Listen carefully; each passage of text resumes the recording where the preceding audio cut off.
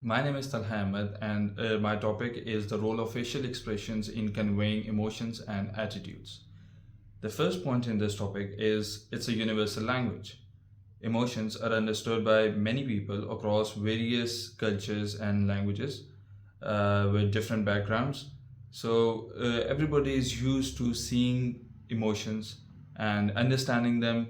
They're universally accepted and makes it makes very easy for people to understand what the other person is trying to say, whether he's angry or he's sad. Secondly, the second point is emotional cues. Expressions give off emotional cues when there is an ambiguity in the speech of the person as to what he's trying to say or what he's trying to point out. Actually, emotions play a very important role in identifying whether he's angry, whether he's sad, or he's happy, or is he being sarcastic for that matter. Then non-verbal communication. Facial expressions often convey information that complements or even contradicts verbal communication. This is talking about sarcasm. Sarcasm is actually a very nuanced sort of communication. It's not very simple, it's not very subtle, and it's difficult to understand, but expressions can give it away at times. And actually, expressions help in developing this sort of communication. Then comes social signaling. Facial expressions can signal our attitudes or even our social statuses for that matter.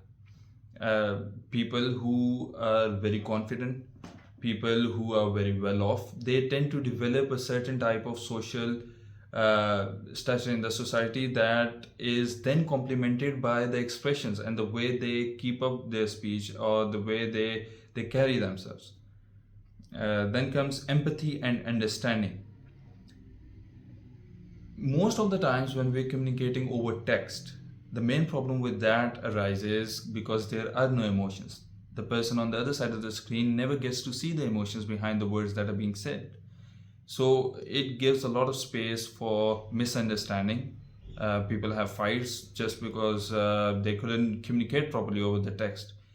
Expressions actually, they magnify the communication that is taking place. It elaborates it, makes it very easy to understand. It sets the tone for it. If a person is in a jolly mood or in a light mood, or for that matter, if he's talking very harshly, the level of communication that you're having, the level of confidence that you enjoy from the other person. And the next is cultural differences. Though there are cultural differences in expressions and in around the people in the world, but expressions are mostly accepted in all the cultures. Some expressions are, for that matter, they belong to one certain culture and they're not identified in other cultures. For example, a very simple hand gesture like this, it's considered, I don't know, in South Asian cultures or even in Arab cultures, but it's considered gay in Western cultures. So there are cultural differences there in emotions and expressions also. Then is the psychological impact. Our own facial expressions can influence our mood and emotional state through mechanisms such as facial feedback. Exactly, this is a very important point. When we're communicating with somebody, the other person is reciprocating. When you're angry, the other person tends to become angry very quickly. And if you're talking in a very good mood, it is more likely that they will reciprocate in a good mood and you'll have a very lively and a very charming sort of communication. And lastly comes the facial expressions recognition technology. Now, this is a thing of the future. There are softwares that identify facial expressions.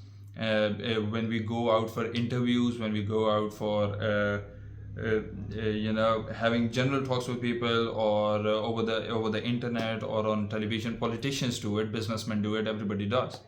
So there are softwares these days that identify if the person lacks confidence, if the person lacks knowledge about the topic, if the person is making stuff up, or is he comfortable being who he is he comfortable in his skin.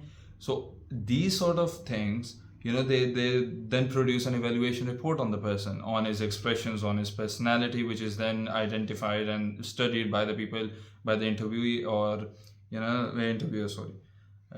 And so this further tells us that expressions and emotions, they create a very important role in what we're trying to get across to the other person. So one must keep these things in check. One must develop these things over time. And certainly that is all I would like to say on the topic. Thank you.